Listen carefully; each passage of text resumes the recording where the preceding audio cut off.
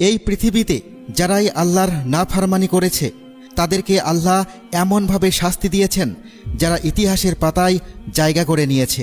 ফেরাউন থেকে নমরুদ, আব্রাহা, সাদ্দাদ, এমনকি কারুনও আল্লাহর গজব থেকে রক্ষা পায়নি।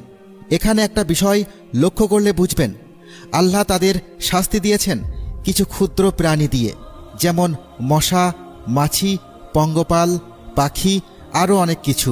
কিন্তু কেন? ঠিক একইভাবে লাখ লাখ মৌমাছি ধেয়ে এসেছিল ইসরায়েলের দিকে। 15ই এপ্রিল 2026, মাত্র কিছুদিন আগের ঘটনা। ইসরায়েলের দক্ষিণ অঞ্চল, যে শহরের নাম ছিল নেতিভোত। আর এবারের ঘটনা 2024-এর চেয়েও বড়। এবারের ঘটনা আরও ভয়ঙ্কর। হাজার হাজার মৌমাছি একসাথে নেতিভোতের বড় শপিং মলে ঢুকে পড়ল। মানুষ দেখল চারিদিকে শুধু মৌমাছি আর মৌমাছি। মলের ভেতরে মানুষ আটকা পড়ল, বাইরে বের হওয়ার রাস্তা নেই। জানালা দিয়ে ভিডিও করছে, হাত কাঁপছে। সে কি দৃশ্য! শুধু মলেই না, পুরো শহরে ছড়িয়ে পড়ল মৌমাছির ঝাঁক।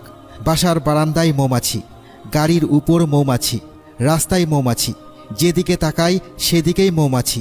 নেতিভোতের মেয়র মানুষদের বললেন, ঘর থেকে বের হও না, জানালা দরজা সব বন্ধ রাখো, মৌমাছির কাছে কোনোভাবেই যেও না।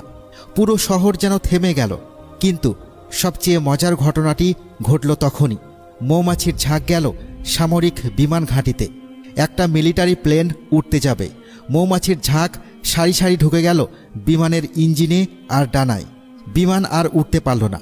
ইসরায়েলের ইতিহাসে এটাই সবচেয়ে বড় মৌমাছির হামলা বলে রিপোর্ট করা হয়েছে। এখানে আমাদের ভাবা দরকার, বোমা দিয়ে যে দেশ গাজার মানুষ মারছে, সেই দেশের মিলিটারি প্লেন থামিয়ে দিল ছোট্ট মৌমাছি। F-16 থামাতে পারেনি, কিন্তু মৌমাছি থামালো। এই ঘটনার ভিডিও ভাইরাল হয়ে গেল সারা পৃথিবীতে। আর মানুষ কি বলল? বাইবেল থেকে আয়াত কোট করল, কোরআনের আয়াত শেয়ার করল।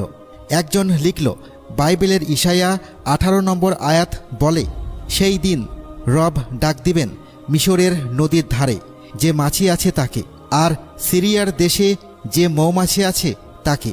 মানুষ বলছে এটা কোনো সাধারণ ঘটনা নয়, এটা নিদর্শন। তবে এখানে একটা মজার ব্যাপার, যারা বলছিল এটা শুধু প্রাকৃতিক স্বাভাবিক ব্যাপার, তারাও এই দ্বিতীয়বারের পর চুপ হয়ে গেছে। কারণ একবার হলে বলতো কাকতালীয়, তাহলে দুইবার হলে? দুইবার একই এলাকায় একই ধরনের আক্রমণ।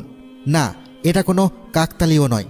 আল্লাহর শাস্তি যখন আসে তখন সেটা এমন জায়গা থেকে আসে যেখান থেকে কেউ ভাবেও না।